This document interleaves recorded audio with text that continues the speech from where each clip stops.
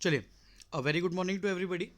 हमने last class में देखा था लूप्स क्या होते हैं, और लूप्स में फॉर लूप और वाइल लूप के कुछ एग्जाम्पल प्रोग्राम्स भी देखे थे। एंड लूप्स में हमने एक चीज़ ये देखी थी कि जब कभी हमको नंबर ऑफ टाइम्स पता हो तो हम फॉर लूप यूज़ करते हैं, and when we don't know or we have some condition only, so at that time we use while loop. ये हम देख चुके, ठीक है। So in for loop always we were using range function. Range function क्या होता था ये भी हमने देखा था। जैसे कि मैं ऐसा कुछ लिख दूँ, रेंज ब्रैकेट में 1,6, तो रेंज 1,6 का मतलब होता है कि ये 1, 2, 3, 4 और 5 इतने नंबर ऑफ टाइम्स एग्जीक्यूट करेगा। ये जो लास्ट वैल्यू हम लिखते हैं ये काउंट नहीं होती है। अगर यहीं पर मैंने ऐसा कुछ लिखा होता, रेंज 1,6,2, तो क्या होता, वो हर दो के डिफरेंस पे वैल्यूज लिखता, मतलब 1, 3, 5 और 6 है तो 7 तो यहाँ पर आएगा नहीं, तो 1, 3, 5, ठीक है। तो इस तरीके से हम रेंज फंक्शन का इस्तेमाल करते थे। Now today we are moving towards our another topic which is jump statements. नाम से ही पता चल रहा है जंप स्टेटमेंट क्या करता होगा। It might be used to jump from one set of statement to another set of statement, है ना। किसी एक स्टेटमेंट से दूसरे स्टेटमेंट की तरफ जंप कर जाना, मतलब स्किप कर जाना या पहुंच जाना, वो कौन कर सकता होगा, तो वो कर सकता होगा ये जंप स्टेटमेंट। ऑलराइट, तो जंप स्टेटमेंट्स कौन कौन से हैं हमारे पास, तो पाइथन के अंदर हमारे पास दो टाइप के जंप स्टेटमेंट्स हैं।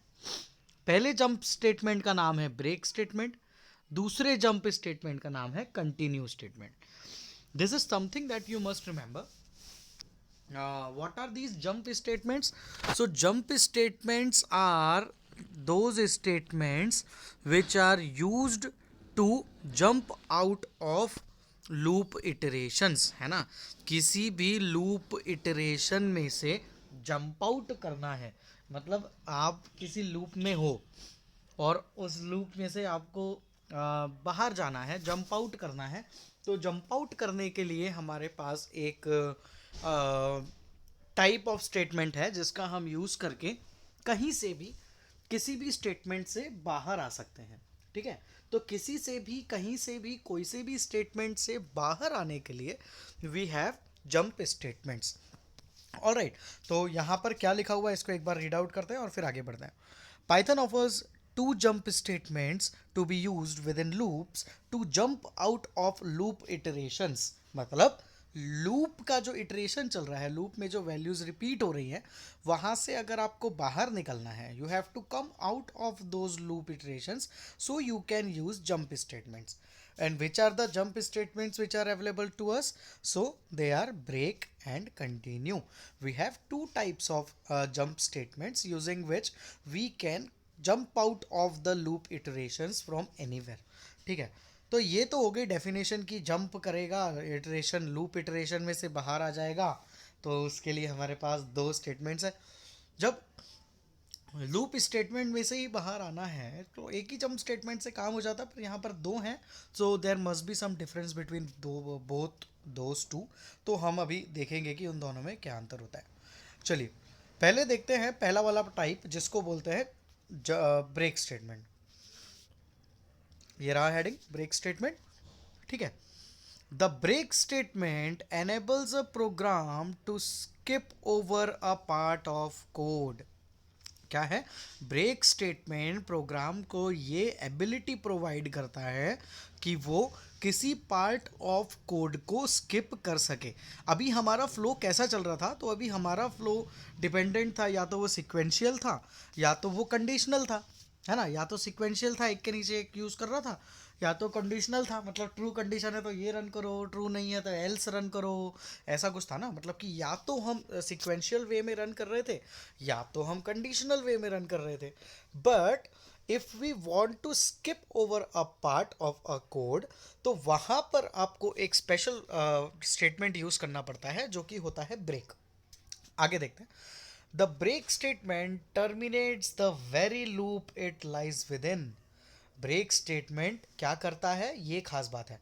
ब्रेक स्टेटमेंट उस लूप को टर्मिनेट कर देता है जिसमें आपने वो ब्रेक स्टेटमेंट लगाया। ठीक है, जैसे कि आप किसी लूप में हो, आपने उस लूप में ब्रेक स्टेटमेंट कहीं पर यूज कर लिया, तो आप जिस भी लूप में हो आप उस लूप से बाहर आ जाओगे। This is what a break statement generally do.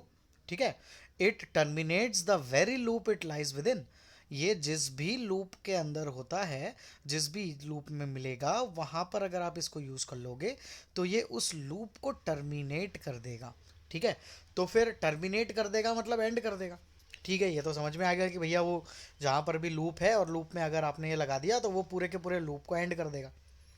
अब लूप को एंड कर देगा तो फिर क्या एग्जीक्यूट करेगा, है ना। सो execution resumes at the statement immediately following the body of the terminated statement। जहां पर भी लूप खत्म हो रहा है उसके बाद वाला पहला स्टेटमेंट एग्जीक्यूट किया जाता है। Let us go through this in detail with some code. यहाँ पर कुछ कोड दिया हुआ है, उसके थ्रू उसको समझने की कोशिश करते हैं। पहला कोड दिया हुआ है जिसमें यहाँ पर इन्होंने वाइल लूप का इस्तेमाल किया हुआ है। तो यहाँ पर देखते हैं, वाइल लूप है, कोई सी भी कुछ भी कंडीशन है और उस लूप के अंदर कुछ स्टेटमेंट्स हैं, और उस स्टेटमेंट के बाद आपने इफ़ कंडीशन लगा दी, और इफ़ कंडीशन चेक करने के बाद अगर कंडीशन ट्रू है तो आपने यहाँ पर ब्रेक लगा दिया। जैसे ही आपने यहाँ पर ब्रेक स्टेटमेंट एग्जीक्यूट किया, जैसे ही पाइथन यहाँ पर आएगा तो यहाँ पर आने के बाद वो ये देखेगा कि ब्रेक लगा हुआ है, तो उसको ये जो दो सेट ऑफ स्टेटमेंट्स है ये उस लूप के अंदर है, ये दिख रहा है इतना इंडेंटेड लिखा हुआ है, तो ये बचा हुआ जो ये वाला पार्ट है लूप के अंदर है। So it will not execute these two statements and instead what it will do, so it will start executing from here. ठीक है, it will start executing from here. So इस कोड से अब execution start होगा। ठीक है, और ये वाले दोनों कोड्स एग्जीक्यूट अब वो करेगा, इन दो को टर्मिनेट कर देगा, क्योंकि यहाँ पर ब्रेक लग गया, तो ब्रेक लग गया तो ये दोनों एग्जीक्यूट नहीं होंगे, सीधे लूप के बाहर वाला जो स्टेटमेंट है वो एग्जीक्यूट होगा। और लूप के बाहर कौन सा स्टेटमेंट है, तो लूप के बाहर ये दोनों स्टेटमेंट्स हैं, तो ये एग्जीक्यूट होंगे। This is how a break statement generally works. आगे देखते हैं, अगला जो है वो है फॉर लूप के लिए। हमने अभी किसका एग्जांपल देखा, अभी हमने वाइल लूप के साथ एग्जांपल देखा, अब हम फॉर लूप के साथ एग्जांपल देख रहे हैं।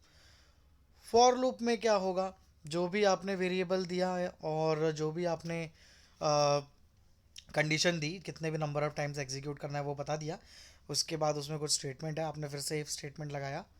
यहाँ पर जैसे ही आप ब्रेक लगाओगे, पक्की बात है ब्रेक लगा है मतलब ये दोनों स्टेटमेंट्स एग्जीक्यूट नहीं होना है, ये दोनों एग्जीक्यूट नहीं होना है, तो क्या एग्जीक्यूट होना है, लूप के बाहर वाले स्टेटमेंट। लूप के बाहर क्या है, ये है, इतना पार्ट तो यहाँ से इंडेंटेड है ना, और यहाँ पे कोलन का साइन भी लगा हुआ है मतलब ये ब्लॉक है, और यहाँ पर इतना जो लूप है ये लूप एग्जीक्यूट होना नहीं है। अब ये लूप एग्जीक्यूट होना नहीं है तो क्या एग्जीक्यूट होना है, तो ये एग्जीक्यूट होना है क्योंकि ये लूप के बाहर है। सो यहाँ पर ये ब्रेक स्टेटमेंट सिंपली क्या करता है, जिस भी लूप के अंदर आप ब्रेक स्टेटमेंट लगा देते हो ये उस लूप को टर्मिनेट कर देता है। ये इसकी फंक्शनैलिटी होती है। एक प्रैक्टिकल प्रोग्राम करके और हम इसको समझने की कोशिश करते हैं। यहाँ पर इन्होंने क्लियरली समझाया हुआ है और इससे शायद हमको क्लियर भी हो जाएगा। देखो, ए बी सी की वैल्यू ज़ीरो ले ली, इनिशियली हम यही करते हैं, इनिशियल वैल्यूज़ हमेशा ज़ीरो रखते हैं। उसके बाद आपने लगाया एक for loop, for a in range 1,21, मतलब ये कितने नंबर्स प्रिंट करेगा, ये नंबर्स प्रिंट करेगा 1 2 3 dash dash dash up to 20। 21 को एग्जीक्यूट करेगा क्या, नहीं करेगा, क्योंकि वो हमारी मैक्सिमम लिमिट है और मैक्सिमम लिमिट यहाँ पर एग्जीक्यूट नहीं की जाती है, तो इसीलिए इसका आउटपुट आएगा 1 2 3 4 से लेकर 20 तक। अब आगे बढ़ते हैं। यूज़र से आपने एक इनपुट ले लिया, मतलब एक नंबर ए इनपुट लिया, यूज़र से आपने एक नंबर इनपुट लिया जो कि नंबर है बी, आपने यूज़र से दो नंबर्स इनपुट ले लिए। ये जो प्रोग्राम है ये क्या कर रहा है, ये प्रोग्राम ए और बी को डिवाइड करेगा और आपको बताएगा कि क्या आपका आउटपुट आया। जैसे कि मैंने ए की वैल्यू दी 5, बी की वैल्यू दी 2, तो ये मुझे उनको डिवाइड करके आंसर प्रोवाइड करेगा 2.5। ठीक, तो ऐसा एक मैं प्रोग्राम बना रहा हूँ। बट एक चीज़ ध्यान रखना, अगर मैं ऐसा कुछ लिख दूँ, ए की वैल्यू दे दूँ, सॉरी, ए की वैल्यू दे दूँ 5, बी की वैल्यू दे दूँ 0, तो क्या आंसर आएगा? नहीं आएगा। मतलब यहाँ पर एक कंडीशन है, डिविजन डिवीजन जीरो से तो होता नहीं ना किसी नंबर का। जीरो अगर नीचे है तो प्रोग्राम में तो कुछ होना ही नहीं है। तो यहाँ पर देखो इन्होंने क्या किया हुआ है, ये जो प्रोग्राम है यूज़र से इनपुट लिए। ठीक, मैं आपको यहाँ पर इसको बताता हूँ, ये देखो यूज़र से इनपुट लिए इन्होंने ए और बी। आखिरी में इतना लिखने के बाद, यूज़र से दोनों इनपुट्स लेने के बाद, they checked the condition if B is equal to zero. अगर b ज़ीरो के बराबर है, ठीक है, अगर b की वैल्यू ज़ीरो है तो आप स्क्रीन पर प्रिंट करोगे डिवीजन बाय ज़ीरो एरर अबॉर्टिंग। अब डिवीजन बाय ज़ीरो एरर अबॉर्टिंग आपने लिख दिया यहाँ पर, मतलब क्योंकि ज़ीरो से डिवीजन तो पॉसिबल है नहीं किसी नंबर का, और आपने सेकंड नंबर जो बी है वो ज़ीरो दे रखा है, तो यहाँ पर ज़ीरो से डिवीजन पॉसिबल है ही नहीं। और जब ज़ीरो से डिवीजन पॉसिबल है नहीं, डिवीजन होना नहीं है, तो आपने यहाँ पर एक लाइन लिख दी डिवीजन बाय ज़ीरो एरर, और यहाँ पर लगा दिया ब्रेक स्टेटमेंट। जैसे ही आपने ब्रेक स्टेटमेंट लगा दिया तो इसका मतलब ये हुआ कि ये वाला जो पार्ट है, ये वाला पार्ट एग्जीक्यूट नहीं होगा, क्योंकि आपने ब्रेक स्टेटमेंट लगा दिया है। तो कौन सा पार्ट एग्जीक्यूट होगा? तो डायरेक्टली ये लास्ट लाइन एग्जीक्यूट होगी और प्रोग्राम में लिखा आ जाएगा प्रोग्राम ओवर। ठीक है, इस तरीके से आउटपुट जनरेट होगा। तो यहाँ पर उन्होंने एक प्रैक्टिकली इन्होंने यहाँ पर बताया है कि कहाँ पर आपको ज़रूरत पड़ सकती है। ये एक एग्जांपल है, और भी बहुत सी जगह हो सकती हैं जहाँ पर हमको ब्रेक स्टेटमेंट यूज़ करने की ज़रूरत पड़ जाए। ये बस एक एग्जांपल है कि ऐसी कोई जगह हो सकती है जहाँ पर ब्रेक स्टेटमेंट यूज़ करने की हमको नीड पड़ सकती है, रिक्वायरमेंट आ सकती है। क्या था, जीरो से डिविजिबल पॉसिबल नहीं था, आपने चेक किया कि क्या बी ज़ीरो है, अगर ज़ीरो है तो प्रिंट कर दिया डिविजिबल बाय ज़ीरो एरर, और पूरा का पूरा ब्रेक कर दिया, मतलब एल्स भी नहीं रन करना है और कुछ भी नहीं रन करना है। ठीक है, तो ये यहाँ पर क्या होगा, सिंपली यहाँ पर लास्ट जो आपका पार्ट है ये वाला, बस इसको एग्जीक्यूट कर देगा सॉरी, और आपकी स्क्रीन पर लिखा आ जाएगा प्रोग्राम ओवर। ऑलराइट, तो ये एक सैंपल था जिसको इन्होंने बताया है। कुछ वैल्यूज़ लेके आउटपुट्स जनरेट कर कर भी बताए हैं इन्होंने, तो हम इनको भी देख लेते हैं एक बार। नंबर वन की वैल्यू ले ली 6, नंबर टू की वैल्यू ले ली 2, 6/2, आपका आंसर आ गया 3। ये तो ठीक है, ठीक है ना। अब देखो यहाँ पर मैं एक चीज़ और बता दूँ।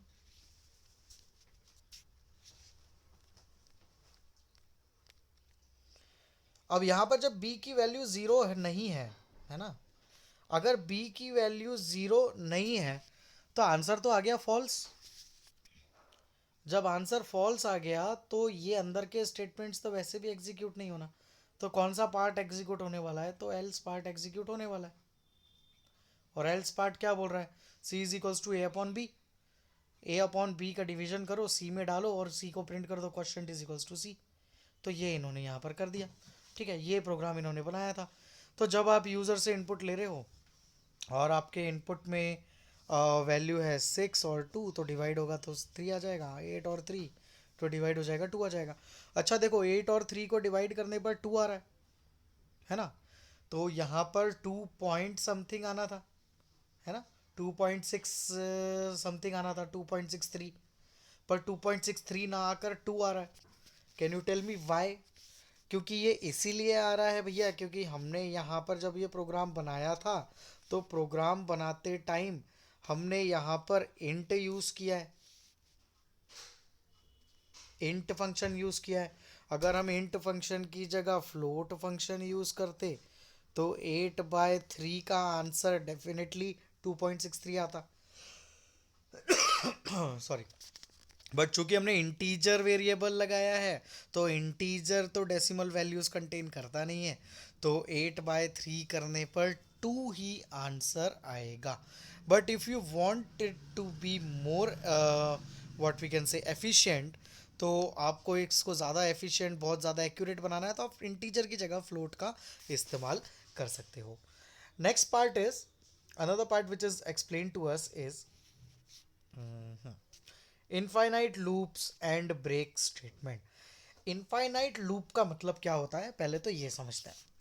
इनफाइनाइट लूप का मतलब ये होता है कि अगर हमने कोई ऐसा प्रोग्राम बना दिया जिसमें कोई ऐसी कंडीशन दे दी जो एंड ही नहीं हो रही है ना, कुछ ऐसी कंडीशन दे दी जो एंड ही नहीं हो रही है, और लूप हमारा infinite number of times repeat होते चले जा रहा है, तो उसको बोला जाता है कि ये हमारा इनफाइनाइट लूप होगा. ठीक है, तो देखो यहाँ पर इन्होंने इनफाइनाइट लूप और इनको समझाया हुआ है, इसको हम एक बार देखते हैं. Sometimes programmers create infinite loops purposely by specifying an expression which always remain true. But such purposely created infinite loops, uh, they incorporate some condition inside the body of loop on which they can break out the loop using break statement. है ना, तो जैसे कि कभी कभी कोई programmer ने अगर इनफाइनाइट लूप लगा रखा है, तो कितनी नंबर ऑफ टाइम्स एग्जीक्यूट होगा, infinite number of times execute होगा, है ना. तो प्रोग्रामर्स जब कभी इंटेंशनली कोई ऐसा इनफाइनाइट लूप लगाते हैं ना, तो वो लोग ब्रेक स्टेटमेंट कहीं ना कहीं यूज़ कर लेते हैं कि भैया जब वैल्यू यहाँ तक पहुँच जाए, जैसे कि आपने बोल दिया कि अगर ए की वैल्यू 1 से बड़ी है तो वैल्यू को 1 से बढ़ाओ और लूप रिपीट करते जाओ. और मैंने वैल्यू दी ए इज इक्वल्स टू 3, तो ए की वैल्यू 1 से तो बड़ी है, तो ए की वैल्यू 1 से बड़ी बड़ी है तो +1 हो जाएगा, 4 हो जाएगा, लूप आगे बढ़ जाएगा. फिर चेक किया, फिर ए की वैल्यू 1 से बड़ी है, 4 है, तो क्या कभी ये लूप एंड होगा? ए की वैल्यू जो है वो हमेशा 1 से बड़ी रहने वाली है, तो लूप कितने नंबर ऑफ टाइम्स चलेगा? Infinite number of times execute होगा ना. अब जब loop infinite number of times execute हो रहा है, तो ये लोग क्या करते हैं, ऐसे समय पर प्रोग्रामर्स कभी अगर पर्पसली अगर कोई इनफाइनाइट लूप इंक्लूड करते हैं प्रोग्राम में, तो वो लोग कहीं ना कहीं एक पॉइंट डिसाइड कर लेते हैं. जैसे कि मैंने बोला कि अभी बोला ना कि ए की वैल्यू 3 है और वो 1 से बड़ी है, तो लूप चलाओ. तो मैंने बोल दिया कि जब कभी 200 पर वैल्यू आ जाए तो ब्रेक कर दो. जब ए की वैल्यू 200 हो जाए तो इसको ब्रेक कर दो. तो क्या होगा कि जो इनफाइनाइट लूप है वो रिपीट तो होगा पर ओनली 200 टाइम्स रिपीट होगा, उसके बाद वो ब्रेक हो जाएगा. तो ऐसे पर्पसली जब कभी कोई इनफाइनाइट लूप्स या एंडलेस लूप्स क्रिएट करते हैं, तो वहाँ पर भी हम ब्रेक स्टेटमेंट्स का यूज़ करके इनफाइनाइट लूप से भी बाहर आ सकते हैं. ठीक है, जैसे कि एक एग्जांपल यहाँ पर दिया हुआ है, इसको समझते हैं. ए की वैल्यू 2 है, वाइल ट्रू प्रिंट ए. ठीक है, अगर कंडीशन ट्रू है तो आपको प्रिंट करना है ए को. ठीक है, तो ए की वैल्यू प्रिंट हो जाएगी 2. अब करना है A is equals to A into 2, तो 2 इंटू 2, ए की वैल्यू हो गई 4.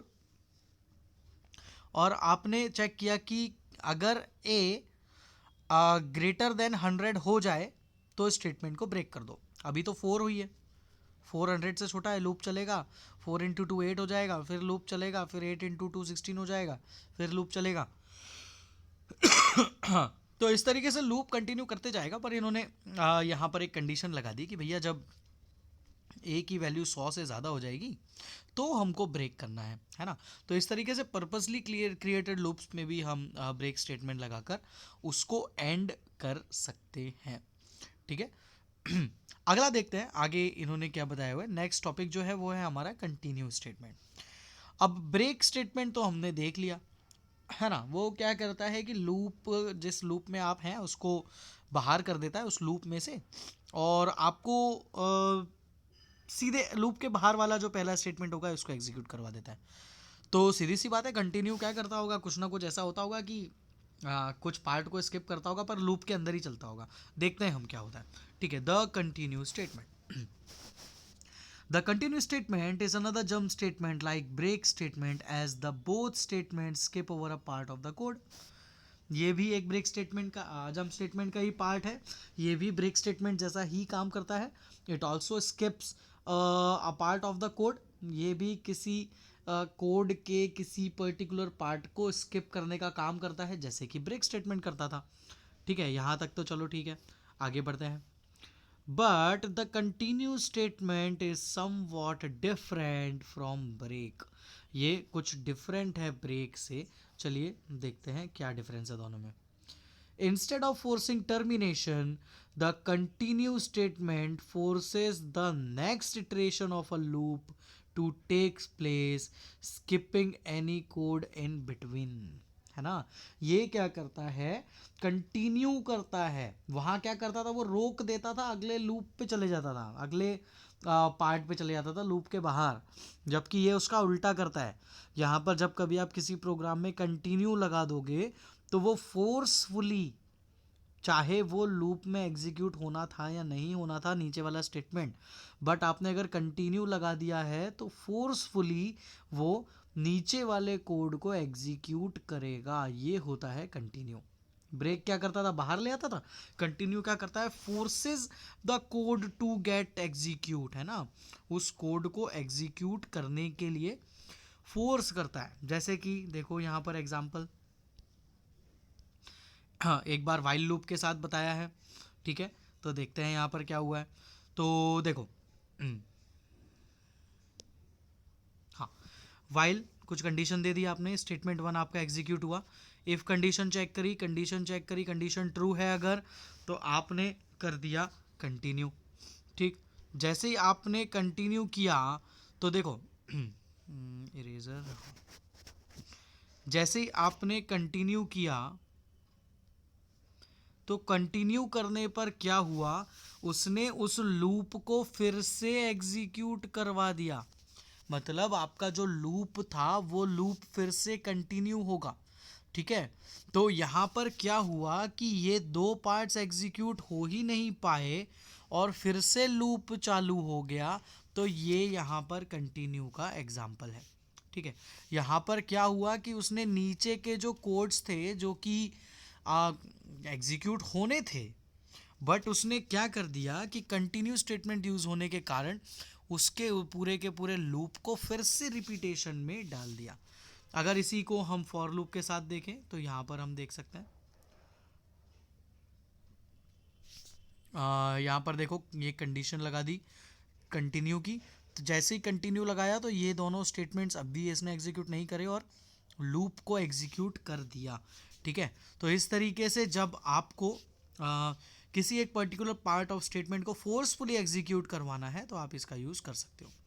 देखो यहाँ पर लिखा हुआ है, for the for loop continue causes the next iteration by updating the loop variable with the next value in sequence, and for the while loop the program control passes to the conditional test, है ना, value एक से बढ़ाता है loop चलाता है, value एक से बढ़ाता है लूप चलाता है फॉर लूप में।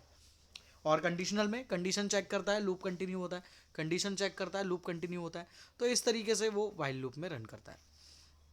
एक एग्जाम्पल दिया हुआ है, उसी एग्जाम्पल को इन्होंने कंटिन्यू स्टेटमेंट के साथ बनाकर बताया है। तो चलिए हम देखते हैं। ए बी सी की वैल्यू इनिशियली 0 ले ली, फॉर ए इन रेंज 0,3, मतलब क्या क्या वैल्यूज एग्जीक्यूट होने वाली हैं, 0 1 2 3 नहीं होगा क्योंकि वो मैक्सिमम लिमिट है। प्ले एंटर 2 नंबर्स, तो यहाँ पर यूज़र से 2 नंबर ले लिया आपने इनपुट में। अब बोल दिया कि अगर b इज इक्वल्स टू 0 है, ठीक है, अगर b की वैल्यू 0 है तो आपने प्रिंट कर दिया the denominator cannot be 0 enter again. यहां पर क्या प्रिंट हो गया, denominator cannot be 0 enter again, ऐसा लिखा आएगा स्क्रीन पर। और आपने लगा दिया कंटिन्यू, मतलब क्या हुआ, फिर आपका प्रोग्राम यहां पर चला गया, फिर एंटर 2 नंबर्स बोला, नंबर 1 नंबर 2 आपने डाले, फिर चेक किया कि क्या b की वैल्यू 0 है। अगर फिर आप b की वैल्यू 0 डालोगे तो ये इसके अंदर आ जाएगा यहाँ पर, और यहाँ पर लिखा आ जाएगा the denominator can not be 0 enter again. फिर वो एग्जिट हो जाएगा, फिर वो कंटिन्यू करेगा। जब तक आप b में 0 की जगह कुछ और नहीं डालोगे तब तक वो आपको बोलता रहेगा एंटर अगेन, है ना। अब जैसे ही आपने यहाँ पर b में 0 की जगह कोई और वैल्यू डाल दी, जब आप बी में ज़ीरो की जगह कोई और वैल्यू डाल देते हो तो क्या बी की वैल्यू ज़ीरो है? आंसर आया फॉल्स। फॉल्स आया तो ये वाला पार्ट एग्जीक्यूट नहीं होगा, तो क्या एग्जीक्यूट होगा? एल्स वाला पार्ट। एल्स क्या बोलता है? C is equals to A divided by B, और यहाँ पर वो उसका रिमाइंडर आपको बता देगा। ठीक है, मतलब क्या डिवाइड होकर क्या वैल्यू आई वो आपको बता देगा। इसको समझते हैं। यहाँ पर नीचे एंटर टू नंबर्स,